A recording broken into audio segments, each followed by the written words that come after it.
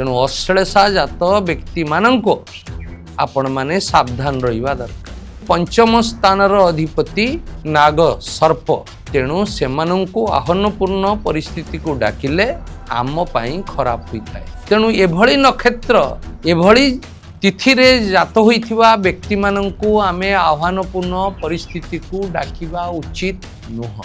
तेणु अश्लेषा नक्षत्र व्यक्ति मानंकु आपण उत्तेजित करिबा उचित नुह। नमस्कार, मु ज्योतिर्विद विबुधानंद शतपथी। आज एपिसोड रे आमे बुझिबा सामाजिक परिस्थिति रे केउ केउ व्यक्ति मानंकु आमे आह्वानपूर्ण परिस्थिति को डाकिबा नाही। सेमानंक सहित आह्वानपूर्ण परिस्थिति सृष्टि कले आम पाई खराब फल हेबो, जाकु इंग्रजी रे सुइसाइडल मिशन कहंती। तेबे सेही नक्षत्र एवं सेही तिथि रे जात व्यक्ति मानंक विषय रे जानिमा। प्रथमे पंचमी, नवमी एवं दशमी तिथि रे जात होइथिबा व्यक्ति माने सेमाने जन्म सिद्ध होइथांती। पंचम स्थानर अधिपति होउचंती सर्प। तेणु आमे श्रावण मासरे नाग पंचमी पूजा करू आज्ञा। तो पंचम स्थानर अधिपति नाग सर्प, तेणु सेमानंकु आह्वानपूर्ण परिस्थिति को डाकिले आम पाई खराब होइथाए।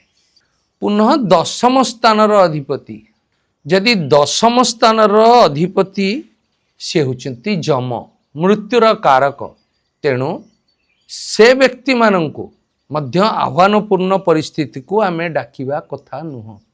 सेमानंकु आह्वानपूर्ण परिस्थिति हेले मृत्यु सम पीड़ा देइथांती सेमाने आज्ञा। तेणु आमे बुझिबा दरकार पंचम एवं दशम ता सह नवम, नवमी तिथि रे जन्म होइथिबा व्यक्तिंकर अधिपति देवता दुर्गा, आ से तिथि रे जन्म होइथिले मर्यादा पुरुषोत्तम राम। दुर्गा असुरों को संहार करथिले, राम रावण को हत करथिले। तेणु सेमाने स्वतः एक ऐश्वरिक शक्ति द्वारा सेमाने बलशाली होइथांती। तेणु एभली नक्षत्र एभली तिथि रे जात होइथिबा व्यक्ति मानंकु आमे आह्वानपूर्ण परिस्थिति को डाकिबा उचित नुह। पुणी बुझिबा नक्षत्र 27टी नक्षत्र मध्यरे अश्लेषा जहाँ नवम नक्षत्र, तार अधिपति होउचंती नाग। सी आमर सुप्त कुंडलिनी प्रक्रिया को देखाए। से सर्पेंट बा सर्प कुंडली माड़ी आम शरीर भितरे अछंती। तेणु तांकु जदि आमे उत्तेजित करिबा ताहले तार फलाफल अत्यंत खराब आम पाई हेबो। आपण भावन्तु सर्प नक्षत्र जन्मित व्यक्ति तांको सहित जदि आमे आह्वानमूलक परिस्थिति करिबा ताहले सेमाने कळे बळे कौशल रे आमको हरई देवे। एवं सेमानंक पाखेरे जन्मसिद्ध जो सिद्धि अछि, सेमानंकर क्रोध ही आम जीवन में सबू भट्टा सृष्टि करिवो, आम जीवन में असुविधा क्रिएट करिवो। तेणु अश्लेषा जात व्यक्ति मानंको आपण माने सावधान रहिबा दरकार। तापरे विचार करंतु अश्लेषा जात व्यक्ति सर्प, साप कौन करे, तार काति को मझिरे मझिरे छड़े दिए, तामाने से नूतन रूप निए, जाकु कायाकल्प कहती आज्ञा। तेणु अश्लेषा नक्षत्र व्यक्ति जेते कठिन परिस्थिति रे जन्म होइथाउ ना काहींकी, जेते कठिन परिस्थिति देई गति करूना काहींकी, तार भविष्यत से अति सहजरे गढ़ी निए। जेमती काति छड़ेई से पुणी नूतन जीवन पाइला भली कायाकल्प हुए, अश्लेषा जात व्यक्ति मध्य तांको जीवनर सबू घड़ी संधि मुहूर्त को काटी अति सुंदर भावे निजकू प्रतिष्ठित करि पारंती। तेणु अश्लेषा जात व्यक्ति सेमाने जो कहती बिराड़ी रो आखि भली लेजर भली से अन्यर हृदय को पढ़ी पारंती। तांको सामनार व्यक्तिर मानसिक स्थिति कौन, तार मनोभाव कौन, से कौन विचार करुची ताहा आगतरा पढ़ी ता सहित अति सुंदर भावे सेमाने ଡିଲ୍ କରିପାରନ୍ତି। ତେଣୁ ଅଶ୍ଳେଷା ନକ୍ଷତ୍ର ବ୍ୟକ୍ତିମାନଙ୍କୁ ଆପଣ ଉତ୍ତେଜିତ କରିବା ଉଚିତ ନୁହଁ। ତା ମାନେ ମୁଁ କହୁନି ସେମାନଙ୍କୁ ଡରନ୍ତୁ, କିନ୍ତୁ କୌଣସି ଆହ୍ୱାନମୂଳକ ପରିସ୍ଥିତିକୁ ଆପଣ ସେମାନଙ୍କୁ ଡାକନ୍ତୁ ନାହିଁ। ତା ବାଦେ ମନେ ରଖିଥାନ୍ତୁ, ଅଶ୍ଳେଷା ବାଦେ ଆଉ ଯେଉଁ ରାହୁ ଆଉ କେତୁଙ୍କ ନକ୍ଷତ୍ରରେ ଜାତ ବ୍ୟକ୍ତି, ସେମାନେ ଜନ୍ମସିଦ୍ଧ ଭାବେ ସର୍ପ ନକ୍ଷତ୍ରରେ ଆସିଥାନ୍ତି।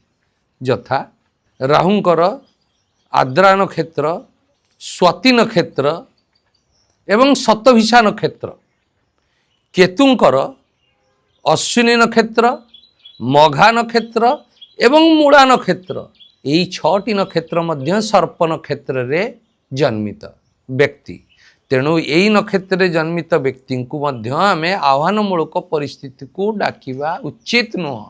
ସେମାନଙ୍କ ଠାରୁ ମର୍ଯ୍ୟାଦାପୂର୍ଣ୍ଣ ଦୂରତା ମେଣ୍ଟେନ୍ କରିବା ଦରକାର।